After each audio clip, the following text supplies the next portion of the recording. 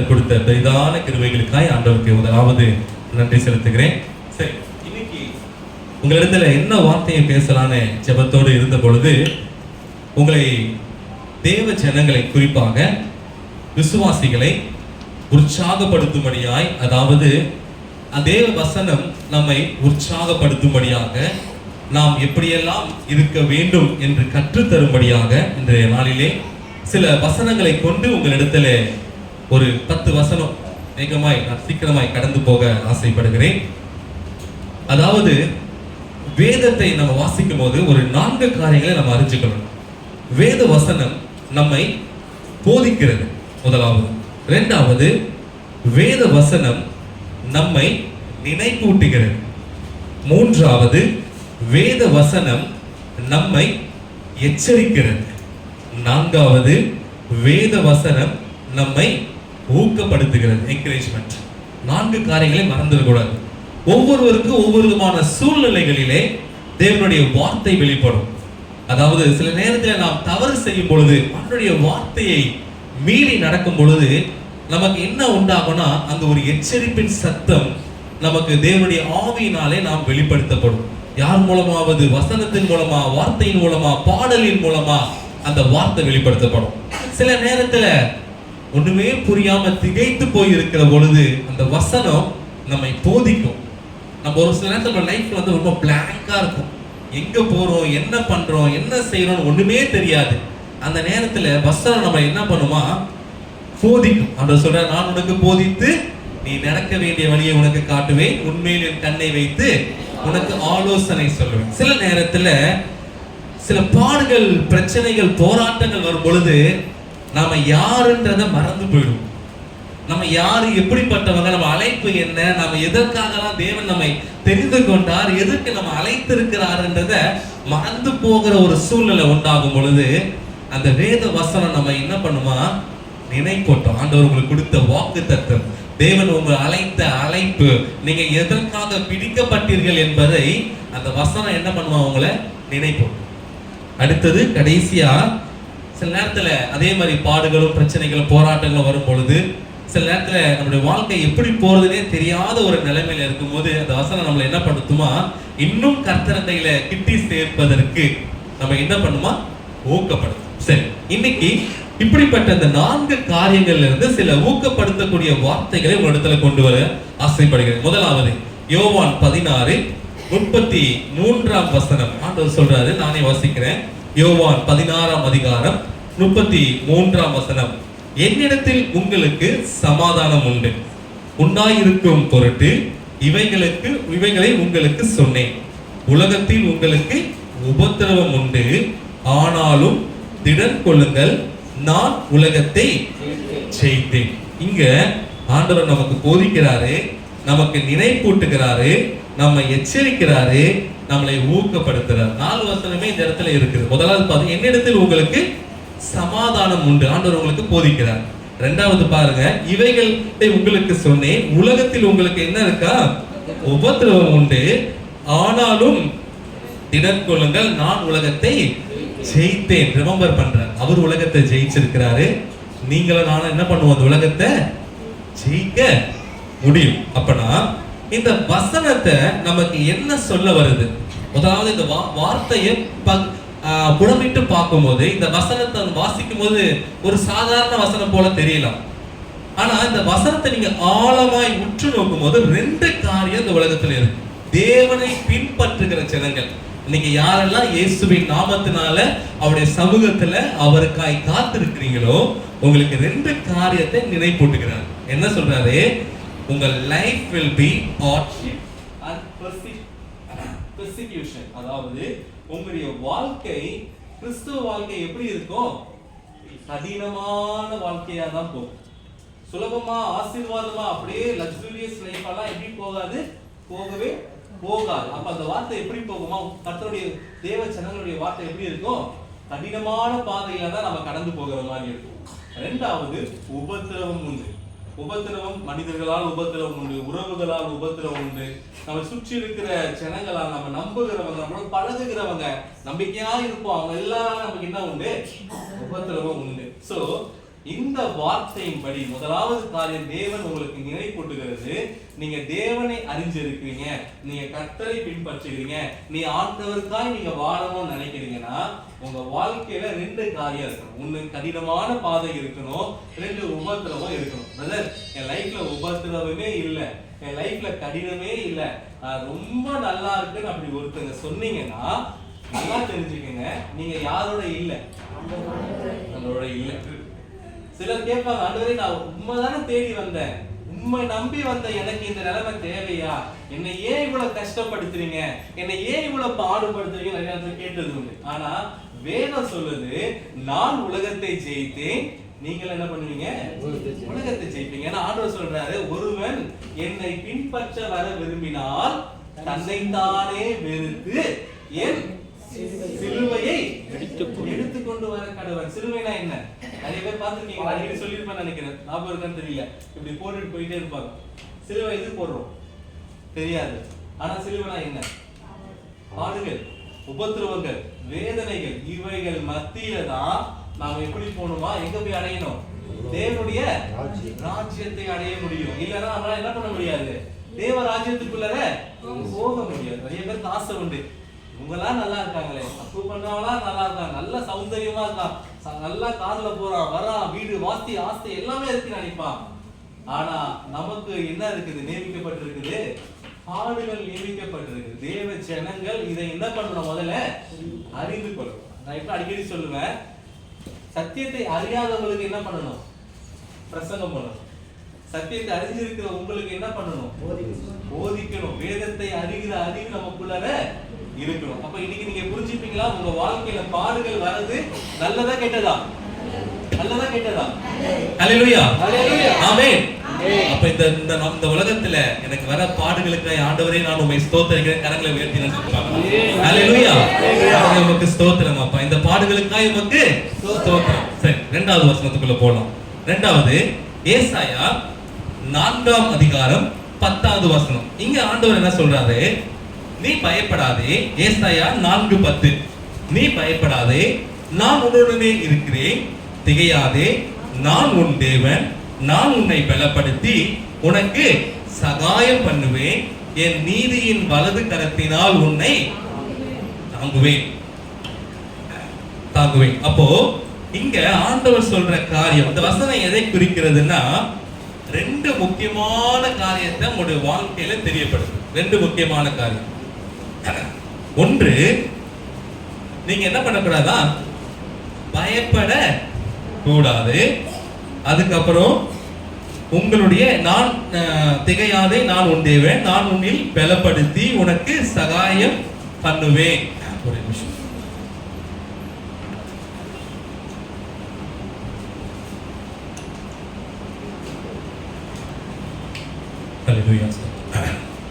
அப்போ கவனிச்சீங்கன்னா 2 விஷயத்தை நீங்க செய்யணும். உங்க வாழ்க்கையில பயம் எப்பவுமே எப்படி இருக்கணும், சைலன்ஸ் இன் தி ஃபியர். ஆங்கிலத்துல, தமிழ்ல உங்களுடைய பயம் எப்பவுமே எப்படி இருக்கணும், அமைதலாய் மறைந்து போயிருக்கணும். உங்களுக்குள்ள பயமே இருந்தால், அடிக்கடி நிறைய பேர் சொல்லுவாங்க, எனக்கு பயமா இருக்கு, எனக்கு இது நடந்துருமோ, எனக்கு அது நடந்துருமோ, எனக்கு இது ஆயிடுமோ அது ஆயிடுமோ சொல்ற பழக்கம் நிறைய பேருக்குள்ள இருக்குது.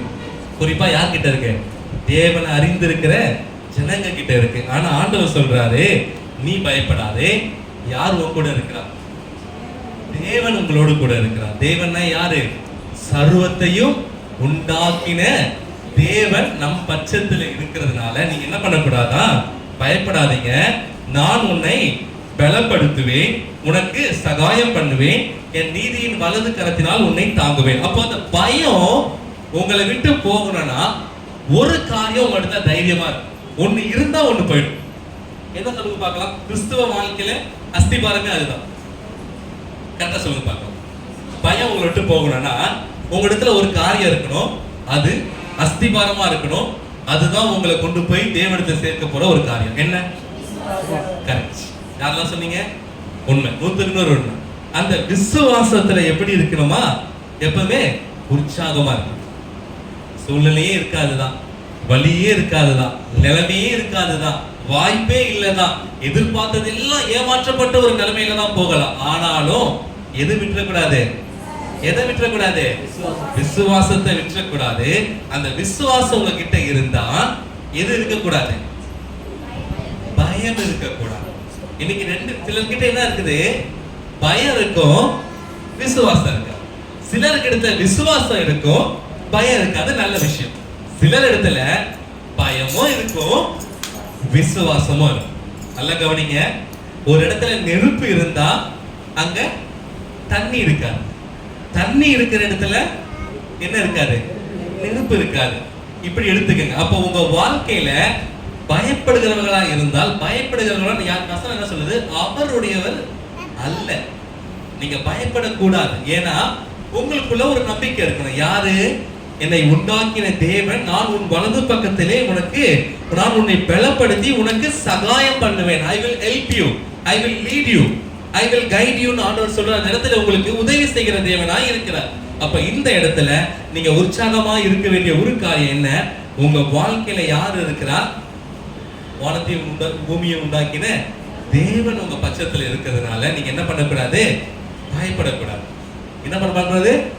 பயப்படக்கூடாது. சொல்ல கரங்களை உயர்த்தி, இயேசுவின் நாமத்தினால நான் இனி பயப்பட மாட்டேன். வாய்த்ததை உற்சாகமா சொல்லலாமே. எனக்குள் இருக்கிறவர் பெரியவர். ஹல்லேலூயா. நம்முடைய விசுவாசம் தான் உங்களை ஜெயிக்க வைக்கும். அப்ப தேவ ஜனங்களா இருக்கிற நீங்க புரிஞ்சிக்க வேண்டிய இரண்டாவது விஷயம், ஆண்டவர் சொல்றாரு, நீ பயப்படாதே, நான் உனக்கு உன்னோடு கூட இருந்து நான் உனக்கு என்ன பண்ணுவேன்? சகாயம் பண்ணுவேன். எப்பவுமே உன் வலது கையை நான் தான் உன்னை பிடிச்சு நடத்துவேன். எத்தனை பேர் இப்படி ஜெபிக்கிறீங்க? ஆண்டவரே, நான் குறைவுள்ள மனுஷனப்பா, நான் பலவீனமான மனுஷன், நான் எங்க வேணாலும் விழுந்து போகலாம், எப்போ வேணாலும் எனக்கான சூழ்நிலைகளை நான் தவறி போகலாம், மரண பரியந்தம் எனக்கு கரம் பிடிச்சு நடத்துங்கப்பான்னு யாரெல்லாம் ஜெபிக்கிறீங்க? அப்படி நீங்க ஜெபிச்சீங்கன்னா உங்கள் ஜெபம் கர்த்தர் அதை கேட்டு அதன்படியே அப்படியே செய்வார். இப்படி ஜெபிக்கிற ஒரு பழக்கம் உங்களுக்குள்ள இருக்கணும். ஒரு வேலை இல்லைன்னு வச்சுக்கீங்களேன், தப்பு இல்லை. தெரியாததுதான் கற்றுத்தருவதுதான் டீச்சிங் சொல்லுவாங்க. அதை தான் தேவன் நமக்கு கற்றுத் தருகிறார். அப்ப நீங்க உங்க வாழ்க்கையை ஜெயிக்கணும், உங்க சூழ்நிலையை ஜெயிக்கணும், நீங்க விசுவாசத்துல பலப்படணும், பயப்படக்கூடாதுன்னா நீங்க தினமும் ஜெபிக்க வேண்டியது, ஆண்டவரே என் கரத்தை பிடிச்சு என்னை நடத்துங்க. அடிக்கடி ஆண்டோட சொல்லுவேன், ஆண்டவரே நான் எங்க வேணாலும் விழுந்து போகலாம், என்னை கரம் பிடிச்சு மரண பரியந்தம் என்னை நடத்துங்கப்பா, மரண பரியந்தம் என்னை நடத்துங்கப்பான்னு சொல்லிட்டே இருக்கு. இந்த பழக்கம் உங்களுக்குள்ள இருந்து வச்சுக்கீங்களேன், ஒரு நாள் நீங்க தவறி போகலாம், ஒரு நாள் நீங்க விழுந்து போகலாம், ஒரு நாள் பாவம் உங்களை மேற்கொள்ளலாம், ஒரு நாள் உலகம் உங்களை எதிர்க்கலாம். என்ன சூழ்நிலைகள் வந்தாலும் நீங்க சொன்னீங்க பாருங்க அந்த ஒரு வார்த்தை, ஆண்டவரே நீங்க பொண்ணும் வெள்ளியும் பொருளையும் ஆஸ்தியும் உலகத்தின் பெருமையும் இதெல்லாம் கேட்கல. நீங்க என்ன கேட்டீங்க? ஆண்டவரே என் கரத்தை பிடிச்சு என்ன மரண பரியந்தம் நடத்துங்கப்பான்னு சொல்லிட்டே இருங்களேன். உங்க வாழ்க்கையில ஆண்டவர் அந்த ஜெபத்துக்கு பதில் கொடுப்பார். ஹல்லேலூயா. ஹல்லேலூயா. மாட்டாரு. என்ன சூழ்நிலை வரலாம், எல்லா நிலைமைகளும் வரலாம். அந்த சூழ்நிலையோட எச்சி வரைக்கும் கூட போய் நிக்கலாம். கொஞ்சம் விட்டா கீழே விழுந்து போவீங்க. அப்படியே அகல பாதாளத்துல விழுந்து போகக்கூடிய சூழ்நிலைகள் வரலாம். ஆனாலும் நீங்க ஜெபித்த ஜெபம் இருக்கு பாருங்க, நீங்க என்னைக்கோ ஒரு நாள் கூட ஜெபிச்சிருப்பீங்க, உருக்கத்தோட ஜெபிச்சிருப்பீங்க, வருத்தத்தோட ஜெபிச்சிருப்பீங்க, கண்ணீரோட ஜெபிச்சிருப்பீங்க, ஒரு மன கிளேசத்தோட, ஆண்டவரே நான் ஏதோ உங்களை விட்டு விலகி போகிற மாதிரி எனக்கு தெரியுது, எனக்கு என்னமோ பண்ற மாதிரி இருக்கு, என் கரத்தை மட்டும் விட்டாதீங்கப்பா நீங்க ஒரு நாளாவது நீங்க சொல்லி இருந்தீங்கன்னா அந்த ஜெபம் உங்களை மரணம் வரைக்கும் நடத்தும். ஹல்லேலூயா. தேவன் எப்படிப்பட்டவர்? உண்மையுள்ளவர். நாம சொல்ற வார்த்தைய அவர் உன்னித்து கவனித்துட்டு இருக்கார். நம்ம உலகத்தாரை போல இருக்க கூடாது. நம்ம என்ன சூழ்நிலையில போனாலும் இந்த வார்த்தையை மாத்திரம் சொல்லிடுங்க. உங்களால தப்பிக்க முடியல, என்ன செய்யறதுன்னு தெரியல, இந்த வார்த்தையை பயன்படுத்துங்க. நீங்க ஆண்டவர் உங்களுக்கு கற்றுத் தருகிற உங்களை உற்சாகப்படுத்துகிறதான ஒரு வார்த்தை. இதை மறந்துடக்கூடாது. உங்க லைஃப்ல எந்த சூழ்நிலையில மறந்துடக்கூடாது. நீங்க வாகனத்துல போகும்போது மறந்துடக்கூடாது. நீங்க வேலை செய்யும் போது மறந்துடக்கூடாது. ஆண்டவரே நான் எங்கேயோ விழுந்து போயிடும் போல இருக்குது ஏசப்பா, எனக்கு தெரியல, எனக்கு பயமா இருக்கு, என் கரத்தை பிடிச்சு என்ன மரண பரியந்தம் என்ன நடத்துங்கப்பா கேட்பீங்களா? ஹல்லேலூயா. ஹல்லேலூயா. அடுத்தது மூன்றாவதான ஒரு காரியத்தை ஆண்டவர் உங்களை உற்சாகப்படுத்தும்படியா சொல்றது, பிலிப்பியர் 4ஆம் அதிகாரம் 6-7 வசனங்கள். பிலிப்பியர் 4ஆம் அதிகாரம் 6-7 வசனங்கள். நீங்கள் ஒன்றுக்கும் கவலைப்படாமல் எல்லாவற்றையும் குறித்து உங்கள் விண்ணப்பங்களை ஸ்தோத்திரத்தோட கூடிய ஜெபத்திலும் வேண்டுதலினாலும் தேவனுக்கு தெரியப்படுத்துங்கள். நீங்கள் ஒன்றுக்கு சொல்லியிருக்கு. அப்பொழுது என்ன சொல்றது வேணும்? எல்லா புத்திக்கும் மேலான தேவ சமாதானம் உங்கள் இருதயங்களை ஆள கடவது. அல்லேலூயா. இருக்கிற அடுத்த பெரிய பிரச்சனை ஒண்ணு பயம், ஒண்ணு விசுவாச குறைச்சல். அடுத்த பிரச்சனை என்ன தெரியுமா? ஒரு கவலை. கவலைன்ற ஒரு பிசாசு எல்லாருடைய வாழ்க்கையில அது போய் நல்லா உட்கார்ந்துட்டு இருக்கு. கவலை. நல்லா ஜெபிப்பாங்க, ஆலயத்துக்கு தொடர்ந்து வருவாங்க, தேவனுக்கா எல்லா காணிக்கைகளையும் செலுத்துவாங்க, எல்லாமே பண்ணுவாங்க. ஆனா அவங்க இருதயத்துல மட்டும் எப்பவுமே என்ன இருக்கும்? கவலை இருக்கு. இன்னைக்கு எத்தனை பேரோட இருதயத்துல கவலை இருக்கு? நிறைய பேர் கை தூக்கலாம், நிறைய பேர் கை தூக்காம கூட இருக்கலாம், வெளியே சொல்லக்கூடாதுன்னு. ஆனா கர்த்தர் உங்க இருதயத்தை அறிஞ்சிருக்கார். ஆனா நீங்க கவலைப்படுறதுனால ஒன்றையும் நீங்கள் என்ன பண்ண முடியாது? கூட்டவும் முடியாது, அதை குறைக்கவும் முடியாது. ஆனா வேதம் சொல்லுது, நீங்க என்ன பண்ணுங்க? கவலைப்படுறீங்களா? Okay, don't worry. கவலைப்படுறீங்களா? பிரச்சனை வந்துருச்சு, போராட்டம் வந்துருச்சு, கவலையா தான் இருக்கு, இதை கடந்து போய் ஆகணும். என்ன செய்யணுமா? நீங்க போய் நீங்கள் ஒன்றுக்கும் கவலை எல்லாவற்றையும் உங்கள் விண்ணப்பங்களை ஸ்தோத்திரத்தோட தேவனிடத்துல ஸ்தோத்திரத்தோட தேவனுக்கு தெரியப்படுத்துங்கள். அப்போ இந்த வசனம் சொல்லுது, முதலாவது நீங்கள் கவலைப்படக்கூடாது, கவலைக்கு பதிலாக ஜெபம் பண்ணணும். நல்லா கவனிச்சீங்கன்னா வசனம் சொல்லிடுச்சு, நீங்க கவலைப்படக்கூடாது, கவலைக்கு பதிலாக ஜெபம் பண்ணுங்க. ஆனா நீங்க யோசிச்சு பாருங்க, எத்தனை பேர் கவலைப்படுறீங்களோ அன்னைக்கு உங்க வாயில இருந்து ஜெபம் வரவே வராது, ஜெபிக்கவே முடியாது. உண்மைதானே? நடந்திருக்கா? எத்தனை பேர் ஒத்துக்கிறீங்க? நீங்க கவலைப்பட்டீங்கன்னா உங்க எண்ணமும் சிந்தனையும் அந்த பிரச்சனையை மாத்திரம் தான் பார்த்துட்டு இருக்குமே தவிர ஜெபிக்க தோணாது. ஆனா வசனம் சொல்லுது, நீங்கள் எல்லாவற்றையும் தேவனிடத்துல ஜெபத்துல போய் தெரிவித்துக் கொள்ளுங்க. அப்போ ஜெபிக்கணும்னா அதுக்கு ஒரு வழியே கற்றுத்தர. எப்படி ஜெபிக்க முடியும்? எடுத்தோடனே போய் ஆண்டவரே எனக்கு இவ்வளவு பிரச்சனை இருக்கு, எனக்கு அப்படி ஜெபிச்சா ஜெபிக்க முடியாது. கவலை தான் முன்னாடி நிற்கும். அப்ப இந்த கவலையை ஓவர் கம் பண்ணணும்னா முதலாவது நீங்க என்ன பண்ணணும்? ஸ்தோத்திரம் செய்யுங்க. எதுக்காக ஸ்தோத்திரம் செய்யணும்? எதுக்காக ஸ்தோத்திரம் பண்ணணும்? ஆண்டவர் உங்களை நடத்தி வந்தார் பாத்தீங்களா?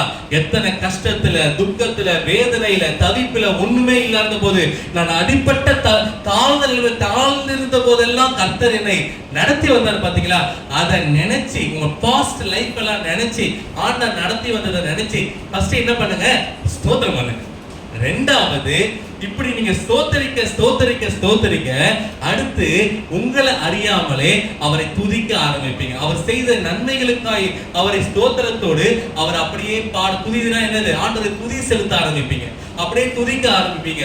உங்களுடைய ஆண்டவரை அப்படியே தேவ பாடல்கள் மூலமா உங்களுக்கு தெரிஞ்ச வரிகள் எல்லாம் சொல்லி ஆண்டவரே நீங்க சொல்லி துதிக்க ஆரம்பிப்பீங்க.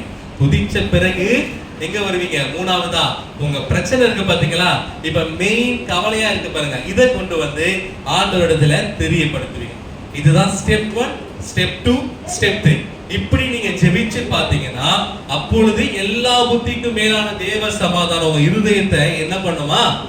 ஆளுக செய்யும். அந்த சமாதானம் உங்களுக்குள்ள வந்துருச்சுன்னா உங்களுக்கு இன்னொரு விஷயம் தெரிஞ்சிடணும், உங்களுக்குள்ள விசுவாசம் பெருகுது. அங்க கர்த்தர் உங்களுக்கான தீமையான காரியமா கவலைக்குரிய காரியத்தை அது நன்மையாய் தேவன் மாற்றி முடிச்சுட்டாரு. ஹல்லேலூயா, ஹல்லேலூயா. இதுதான் வேதத்தினுடைய ரகசியம். இதுதான் வசனத்தில் இருக்கிற ஒவ்வொரு ஆளும். நம்ம சும்மா அதை படிச்சு படிச்சு படிச்சு மேலோட்டமா போகும்போது அது ஒண்ணுமே புரியாது. ஆனா அதுக்குள்ள இருக்க ஆழத்தை கொஞ்சம் கொஞ்சமா நிதானிச்சு தியானிச்சு பார்க்கும் போதுதான், ஓஹோ, இவ்வளவு விஷயங்களை நான் செயல்படுத்தும் பொழுது என் இருதயம் சமாதானத்தினால் நிரப்பப்பட்டிருக்கிறது. அப்ப ஆண்டவருக்கு எதிர்பார்க்கிற ஒரு காரியம், நீங்க எப்படி இருக்கக்கூடாது? கவலையா சோர்ந்து முகம் தெளிஞ்சு போயிருக்க கூடாது. நீங்க யாருடைய பிள்ளைங்க? ராஜாதி ராஜா. ராஜாவோட பிள்ளைங்க சோர்வா இருப்பாங்களா, துக்கித்து இருப்பாங்களா, மகிழ்ச்சியா இருப்பாங்களா? ஆனா உங்களால பார்த்தா ரொம்ப துக்கமா இருக்கிற மாதிரி இருக்கு. சந்தோஷமா இருக்கணும் எல்லா சூழ்நிலையிலும், சரிங்களா? எல்லாருக்குமே பிரச்சனை இருக்கு, எல்லாருக்குமே பாடுகள் இருக்கு. ஆனா எல்லாவற்றையும் கடந்து போக யார் இருக்கா? நமக்கு நம்முடைய தேவாதி தேவன் இருக்கு. ஹல்லேலூயா, ஹல்லேலூயா. அப்போ இந்த வசனம் சொல்லுது, நீங்க ஆண்டவரிடத்துல போயிட்டு ஜெபம் பண்ணுங்க, உங்க கவலையை சொல்லுங்க. ஆனா எப்படி ஜெபிங்க? முதல்ல ஸ்தோத்திரம் பண்ணுங்க, அப்புறம் அவரை துதிங்க, அதுக்கப்புறம் அவரிடத்துல போய் உங்க விண்ணப்பத்தை தெரியப்படுத்துங்க. அது ஜெபித்து முடிக்கும் போது உங்களுக்கே தெரியும், உங்க இருதயத்துல இருக்க கவலையெல்லாம் எங்க போயிடும்? மறைஞ்சு போயிடும். அப்புறம் உங்களுக்கு ஒரு தைரியம் வந்துடும். அது வரைக்கும் எப்படிதான் இது முடியும்னு நினைச்ச நீங்க, ஓகே ரைட், நான் கர்த்தரிடத்துல சொல்லிட்டேன், அவர் சமாதானம் உள்ளத்துல வந்துருச்சு, இதுக்கப்புறம் அவர் பார்த்துப்பார். எங்க அப்பா பார்த்துப்பாரு அப்படின்ற தைரியம் நமக்குள்ள வந்துடும். ஹல்லேலூயா, ஹல்லேலூயா. அடுத்து 4வது காரியத்தை நான் இதை கொண்டு வரேன். சங்கீதம் 34 4 5 8 ஒரு வாசிங்க. சங்கீதம் 34 4 5 8. சரி, நானே வாசிக்கிறேன். நான் அவர் எனக்கு செவி கொடுத்து என்னுடைய எல்லா பயத்துக்கும் நீங்களாக்கி விட்டார். அவரை நோக்கி பார்த்து பிரகாசம் அடைந்தார்கள். அவர்கள் முகங்கள் வெட்கப்படவில்லை. 8வது வசனம். 8 நல்லவர் என்பதை ருசித்து பாருங்கள். அவர் மேல் நம்பிக்கையாய் இருக்க மனுஷன் பாக்கியவான். 3 காரியங்களை இந்த வசனத்துல உங்களுக்கு உற்சாகப்படுத்து. 3 காரியம். நான் கர்த்தரை தேடினேன், அவர் எனக்கு செவி கொடுத்து என்னுடைய எல்லா பயத்துக்கும் என்னை நீங்களாக்கி விட்டார். அப்போ முதலாவது உங்களுக்குள்ள இருக்கிற பயம் நீக்கப்படணும். உங்களுக்குள்ள ஒருவேளை ஏதாவது ஒரு பயம் இருந்தா அது உங்களை விட்டு விலகி போனா நீங்க செய்யணும்.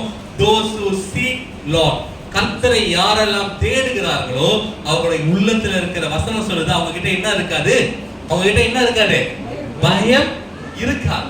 உங்களுக்குள்ள பயமா இருக்கு பிரதர் எனக்கு ரொம்ப பயமா இருக்கு, எனக்காக ஜெபம் பண்ணுங்கன்னு அப்படி ஒருத்தர் சொன்னீங்கன்னா உங்ககிட்ட யாரும் இல்ல. யார் மிஸ் ஆகுறா? யார் மிஸ் ஆகுறா? கர்த்தர் மிஸ் ஆகுறா. காரணம் என்ன? நீங்க யாரும் தேடல, கர்த்தரை தேடல. நீங்கள் கர்த்தரை தேடினால் அவர் என்ன பண்ணுவாரு?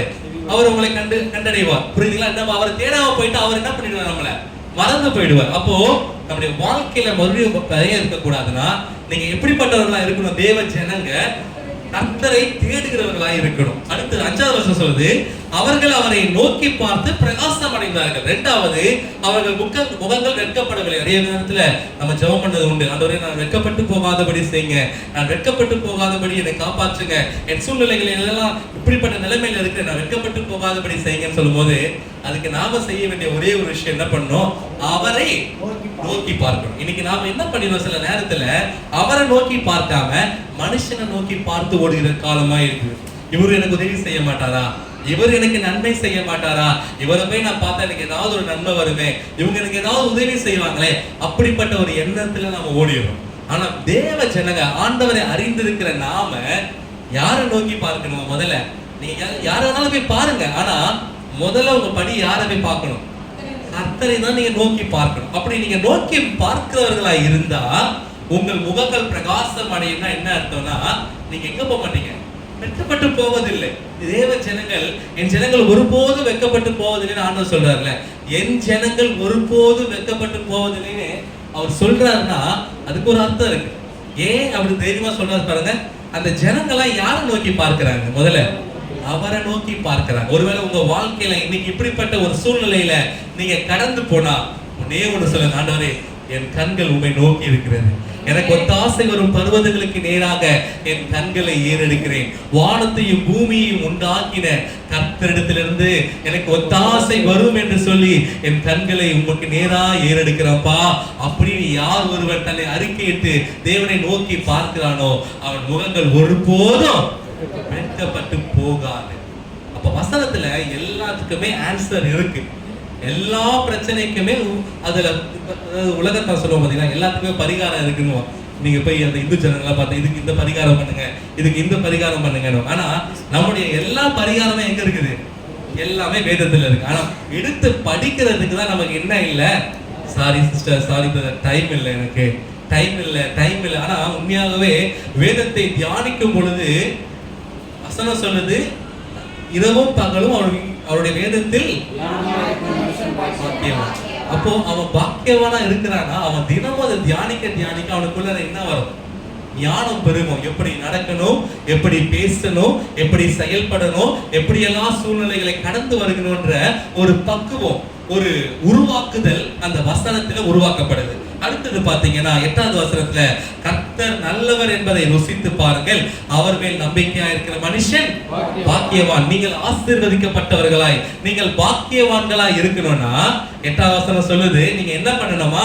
அவனை ருசித்து பார்க்கணும். எத்தனை பேர் உங்க வாழ்க்கையில ருசிச்சு பார்த்திருக்கீங்க? ஹல்லேலூயா. ஆண்டவர் செய்த நன்மைகளை நினைச்சு அந்த ருசிச்சு அவருக்கு என்ன செய்ய ஆரம்பிச்சிருவீங்க? ஆட்டோமேட்டிக்கா நன்றி செலுத்த ஆரம்பிப்பீங்க, அவரை ஸ்தோத்திரம் பண்ண ஆரம்பிப்பீங்க. இப்படி நீங்க செஞ்சீங்கனாவே உங்களுக்கான ஆசீர்வாதம், நீங்கள் பாக்கியவான்களா இருப்பீங்க. ஹல்லேலூயா, ஹல்லேலூயா.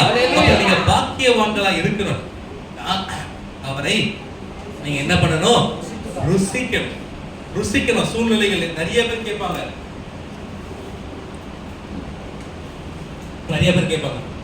எப்படி இவ்வளவு சூழ்நிலையில நீங்க மட்டும் சந்தோஷமா இருக்கீங்க, நீங்க மட்டும் எப்படி இவ்வளவு தைரியமா இருக்கீங்க, இவ்வளவு நம்பிக்கையா இருக்கீங்க? ஏன்னா நாம இல்ல, தேவன் எங்களை அழைத்திருக்கிறதுனால அவர் எந்த சூழ்நிலையில எங்களை என்ன பண்ண மாட்டாரு? கைவிடுவதே இல்லை. அவரை ருசிச்சு பாருங்க பிரதர், அவரை ருசிச்சு பாருங்க சிஸ்டர். நிறைய பேர் சொல்லுவேன்,